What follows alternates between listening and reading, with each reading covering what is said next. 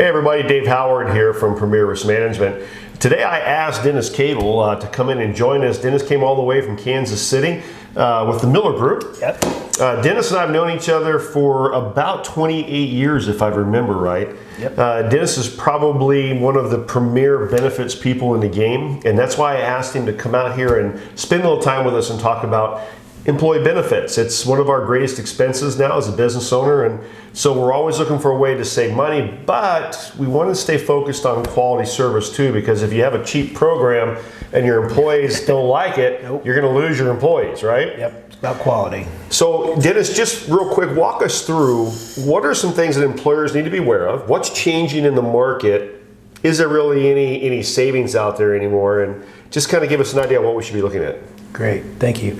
Yeah, Dave, really we first have to think about the environment, and is there anybody out there to help us, right? Mm-hmm. First thing I'll tell you is there's nobody in Washington trying to protect your costs when it comes to healthcare. Imagine that. Yeah, I know. And you see it, and I think most of the people out there, you know, healthcare is getting more and more expensive every year. And to your question, are there things that can be done? Absolutely. You know, we look at healthcare plans. You know, talking to a CFO, a controller, owner of a company. You know, you look at their top expenses. You know, payroll.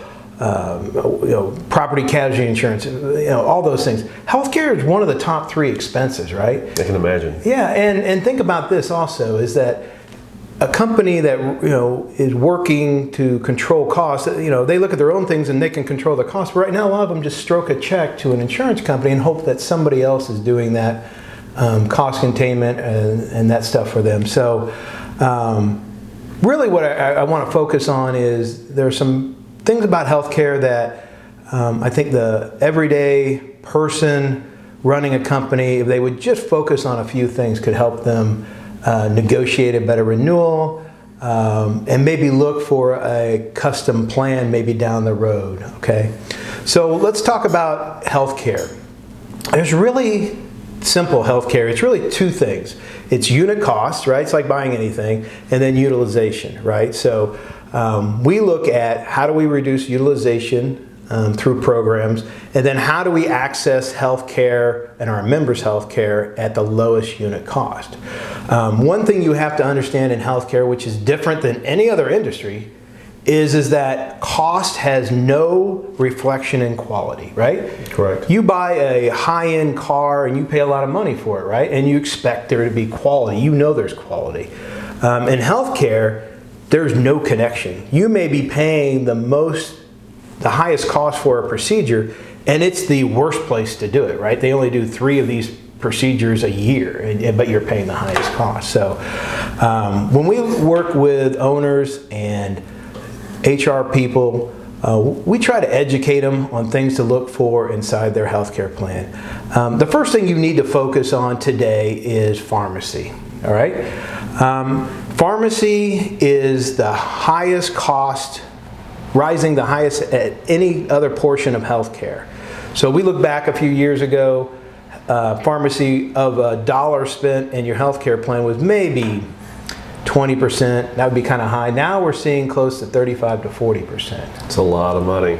Yeah, and it's good stuff. I mean, we are making some wonderful treatment plans through pharmacy, but the other side of it is the cost, right? Mm-hmm. And we've got to balance that. So looking at a robust plan to manage your pharmacy plan, and again, I'm not saying where you would restrict what an employee can take, but making sure they take the steps to get it through, right? What's also available in pharmacy is, and a lot of people don't know, because you don't know what you don't know, is that if you're in the right funding vehicle for healthcare, you can reach out to the manufacturers and ask for assistance. So there's some money on the table. Okay. Yeah, there's money on the table. But it's not like one of those things where they're going to come knocking on your door. You've got to go knock on their door and say, let me have these funds to reduce my costs. So, so pharmacy is absolutely something a company needs to focus on. It's only going to get more expensive, and there's only going to be more treatments that are handled through pharmacy, right? So pharmacy is number one. Number two, what you're seeing across the country is narrow networks. Okay. So we're looking to see where you have these broad networks. The one ways that healthcare companies are driving more discounts is to shrink your access to who you can go see, right? Okay. So it's something you want to evaluate. A lot of the areas in the country provide very quality narrow networks. Most of your employees probably wouldn't have an issue with that, and ultimately it can drive the bottom line and saving for that unit cost for when you actually go into procedures, right? And then I think the last thing I would say to focus on, and really this COVID, this pandemic has really opened up everybody's eyes to telemedicine, right?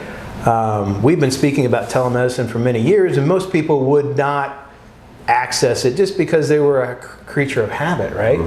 But now that we've gone through this and they've used it on their phone or used it through their computer, that they have seen the quality and the ease of getting something that's relatively, if you have an earache or a cold or something, that you're able to take care of it within minutes as opposed to wasting half a day for it. So I would say using technology has really been an advancement, and I would suggest that anybody that's not utilizing those types of programs in their health program really look at that, because again, now we're saving money because telemedicine is less expensive, quality is there. Yeah. And we're also, and it's expanding into mental health. It's awesome. I mean, now we're, those rural areas where there aren't mental health providers, they're able to get it through these telemedicine programs. I've also looked at, there's also programs coming on for orthopedics and things like that. So again, this expansion of telemedicine is definitely going to be something companies want to make sure they adopt and promote, because it certainly helps deliver a good quality service and at a good price. So really, those are the things that we're seeing. You've got to be out there poking the bear, as I would say, asking questions, making sure that you're using the greatest program you can to attract and retain. That's what it really is, right? I mean, you want to keep your employees healthy. You want them to come to work. It doesn't do you any good to run a cruddy healthcare plan. It really doesn't. You're better to put your money in a quality healthcare plan that's as efficient as you can make it. So that's really what's going on out there. It's the wild, wild west.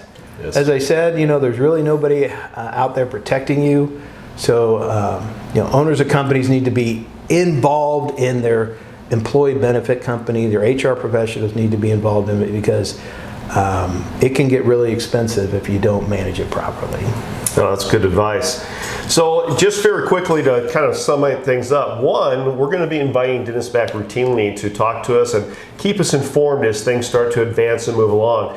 We're going to make sure you've got Dennis's contact information, and along with this short video that we're doing. And you can also go to our website, premierrm.com, and you'll find Dennis there on our resource page.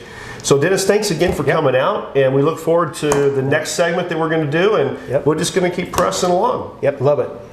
Hey, thanks again, everybody. Have a good day.